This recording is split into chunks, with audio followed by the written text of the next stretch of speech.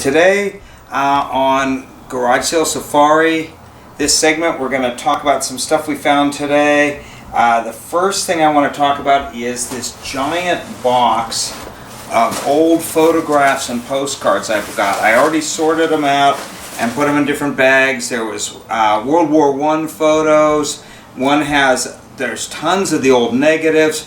One bag has a bunch of photos of early film production and them filming, taking photos of them filming movies. They're all California, from San Francisco area. Another one just has a bunch of really cool photos of families and people on buckboards and wagons and stuff like that in San Francisco. And then another, I looped them into another group. There's a bunch of photos of an old boxer practicing boxing, and then a bunch of photos of just San Francisco area that are really interesting and cool. And there's a ton, and then there's a bunch of old railroad photos where there's a bunch of old train photos and locomotive photos and stuff like that. I picked out a few of the photos that I thought were real interesting and unusual to show. Well, this one's not so unusual, but it's the mountain in Mill City, okay, in San Francisco, and that's the first one. This one is really interesting. Is a photo of two old cowboys wearing their woolly chaps. You just don't see old photos of cowboys like that. Very collectible. This one's a girl either going off or coming back from war, World War I. This one is really cool, and I think going to be really quite valuable. I might send this one off to auction. And this one is a bunch of guys. It's titled Men Going Off to War, and it's a bunch of guys waving as they're in a big cattle car full of on a train getting ready to go off to World War I.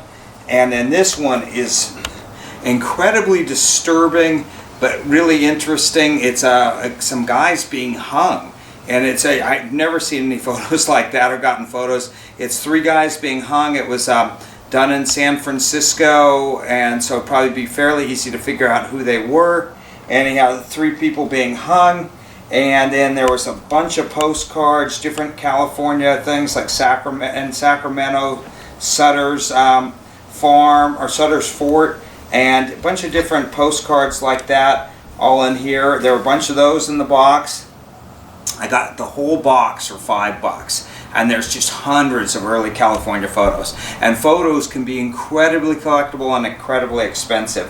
I would dare say that they've probably got at least $500 worth of photos for $5. And I had another dealer that saw me getting them that kept coming up asking if I'd sell them to him, and would I sell them to him, would I sell them to him. But obviously I'm not going to sell them to him. I'd rather sell them myself. Anyhow, the next thing I got today is a piece of Roseville pottery. I believe it's called Apple Blossom. It's got the old Roseville pottery written on the bottom, and also I believe it's 330-10, which is the number on of this piece, like the model number. It's dirty. I didn't want to clean it because I don't know enough about Roseville pottery. It's not really my thing, so I figured I'd just sell it in kind of as-is condition and let somebody that really knows something about Roseville pottery, as it is super collectible, go ahead and pick it up. It has no chips, and clean it themselves. It has no chips, cracks, anything like that, but it does need a good cleaning. And I got it for $10. I can't see it going for any less than $45 or $50. Some Roseville pottery can be incredibly expensive. This piece is, I think, pretty, it's a nice piece and not common. You rarely find Roseville pottery at all, but I don't think it's one of their most expensive pieces. And then the last thing I got today that I wanted to talk about was, again, the sports memorabilia. I went to the same sale I got the photos at. Got this nice Chicago Bears Pro Line NFL jacket, and I think he threw it in for like $5. I gotta say it's got to go for at least $35 or $40. And especially if I wait till the season starts, which is just a month away, Chicago Bears fans are really going to want to have this. It's a nice vintage one, and really nice jacket, excellent condition. It was $5.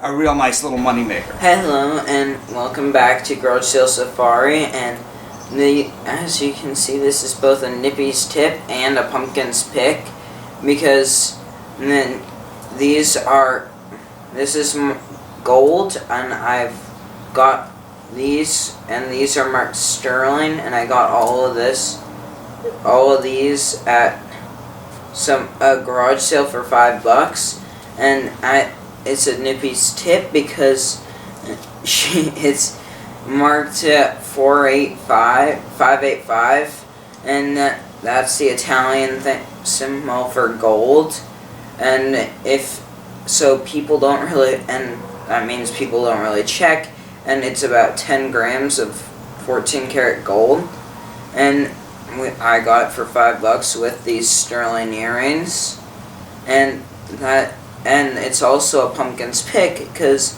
this gold chain will probably go for around $200, and which is a bigger profit for $5, and that's why. And so that was Nippy's tip and pumpkin's pick.